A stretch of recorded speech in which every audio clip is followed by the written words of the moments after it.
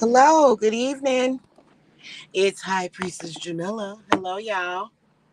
How y'all doing today on this Sunday?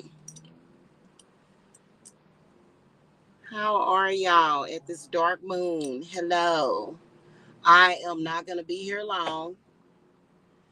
I have been spending a lot of time living life. Oh my goodness. Being out from underneath that negative situation with that codependent landlord, crazy codependent landlord. Oh my God. It's been amazing. Life is good. Um, Last night I actually watched a movie that I had never seen before. Um,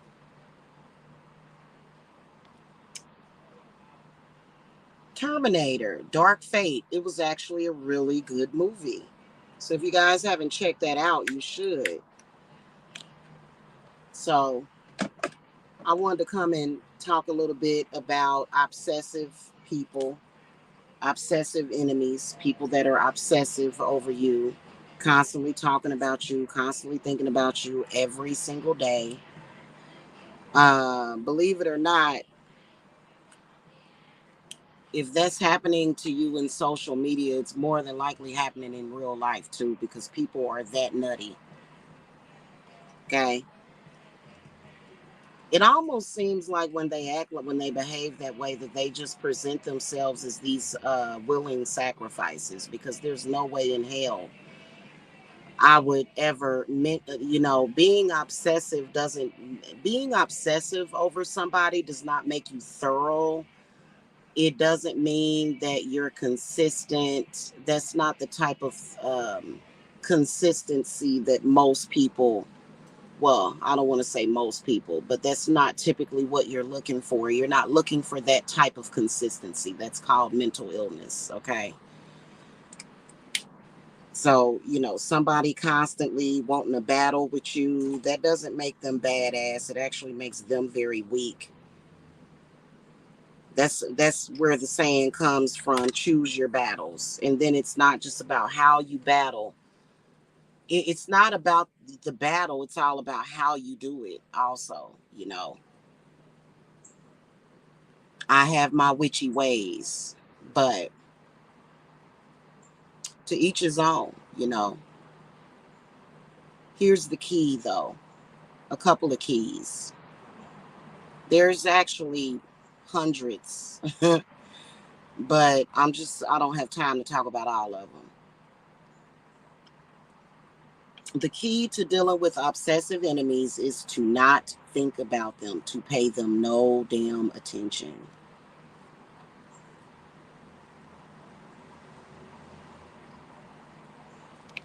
When you pay an obsessive enemy, somebody that's terribly obsessed with you, too much attention, guess what that means? That means that they have pulled you in to their reality, and that is not good. You can't pay them too much of attention. You can't spend too much of your precious time on them, not even thinking about them. When you think about enemies that are obsessed with you too much, that means that they have somehow gotten you uh, tied up in their affliction, and you don't want that. You need to be. There was a slogan: "Be the change that you want to see," and that's the truth. Protect yourself from that crazy person, murdering you and all of that. You ain't got to worry about that. You don't have to live your life in fear. Honestly, you don't. I speak from personal experience. You do not have to live your life in fear of nobody. And I can be cocky about that because my spirits and my daemons is protecting the fuck out of me. Okay? So you ain't got to do all that. You ain't got to sit up there and constantly looking out the window and, looking behind you and all that shit all the damn time, even though they out there. That spirit tends to like to,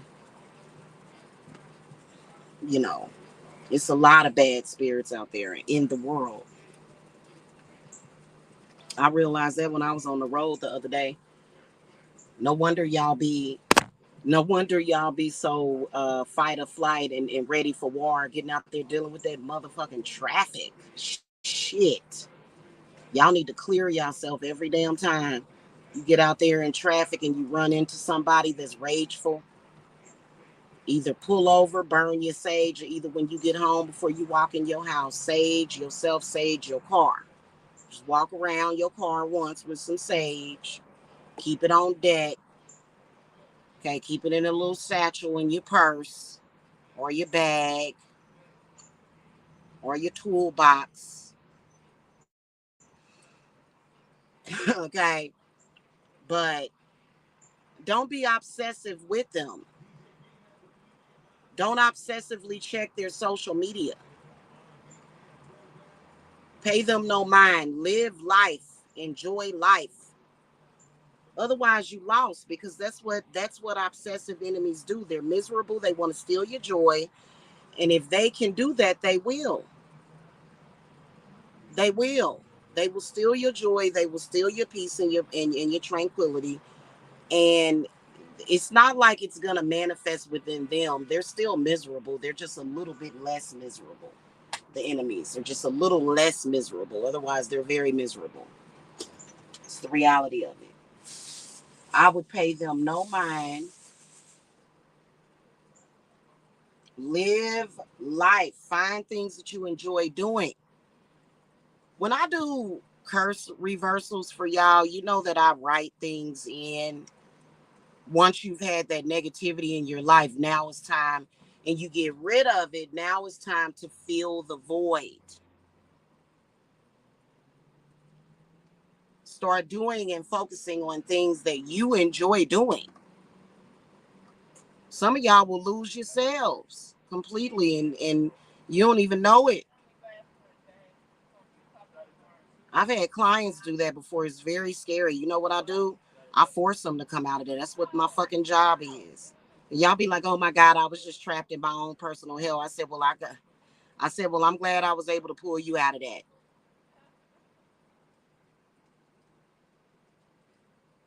You know what I mean? Especially if you were empath. Oh my God.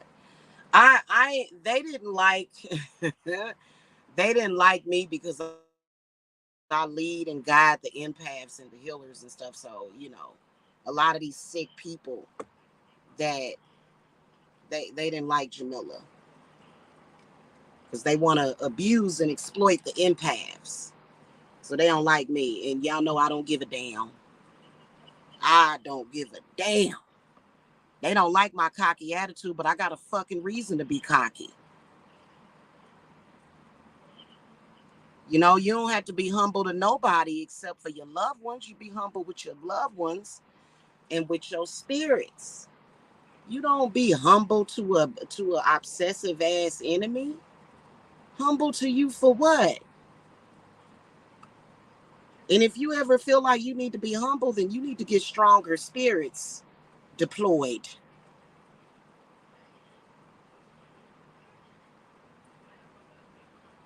I would never humble myself before an enemy. Somebody that I really truly,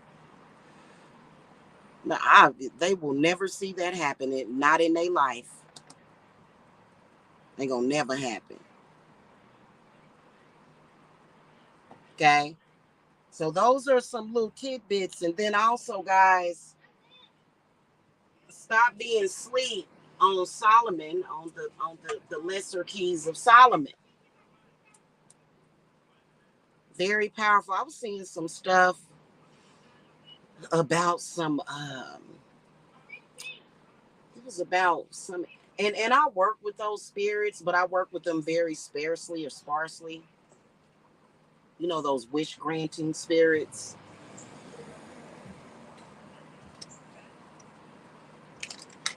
A lot of people have been taught wrong. They've been taught violence, but sometimes you don't want to ever have somebody do something to you to drive you to violence. Like her, the only thing that would drive me to violence is if somebody laid their hands on somebody I love. especially a little child or something.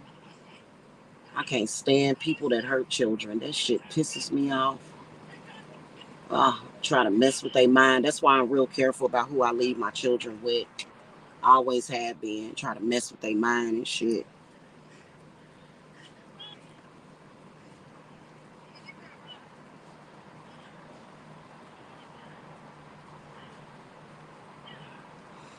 People would bring their kids to me to babysit. Everybody in the family, I'll be playing Mozart and classical music for the kids. They'd be like, how you get him to sit her or her to sit down and be quiet, playing some classical music, meditation music. Mm-hmm. I can't stand that. I can't stand people that crazy people that mess with children, try to mess with their head. I can't stand that shit. But anyway, but you know,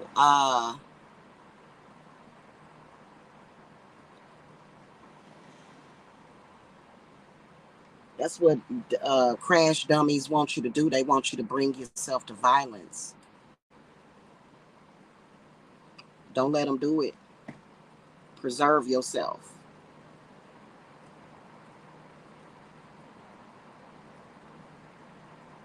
It's different for women to me. I still believe in a lot of double standards of women and men. There, and women be like, I don't like that double standard. I'm like, well, I don't have a problem with it. So, you know,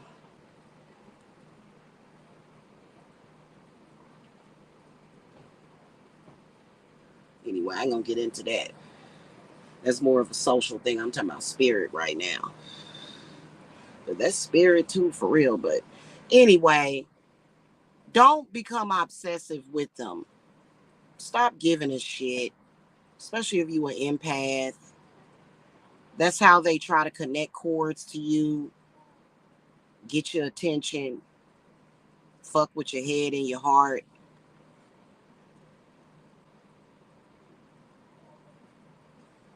You got to release your mind and your heart from them crazy people. Okay?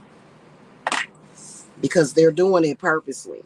I heard that I was reading something and I figured that out years ago that your enemies will try to tap into your heart chakra. It's not love work. It's to make it's kind of to you know get you to open up to them because they don't know enough about conjure. So they, you know what I'm saying? Because if I don't like a person, I just don't like them. I don't deal with them at all. Not really. It's not about being your friend, but it's all about making that connection. It's all about forming that cord that really doesn't exist. That's called codependency. And you have to cut that cord too. Cut the cord. Because it'll be a cord on its way in flight. They're trying to form a cord and it doesn't mean anything. That person has no place in your life. And they need to get a life. They need to get their life. That's what they need to do. Okay. We'll talk about this more um later. I ain't gonna talk about it on here. I've been talking to y'all behind the scenes during the readings. Shout out to all of the intelligent people that have purchased readings and classes. I'm over here officially teaching shamanism. I love it. I love being a shaman. It's mind blowing at first, but it's cool. You know what I'm saying? So anyway, I'll catch y'all later. I'm about to get up here and eat me something. Blessings and peace and tranquility. You know what I'm saying? To all of my clients. Shout out to the Lugnasada Circle. Oh man, that harvest was great. That's all I got to say about that. And we ain't done either. And everybody getting ready to start getting out their fall decor and stuff. I love looking at videos like that. I'm into stuff like that. Been doing a lot of the things that I enjoy. You know what I'm saying? That's what it is. Enjoying life. Okay, connecting with nature. Okay. All right, y'all. Y'all have a good one. Blessings to y'all. Happy new moon. Bye.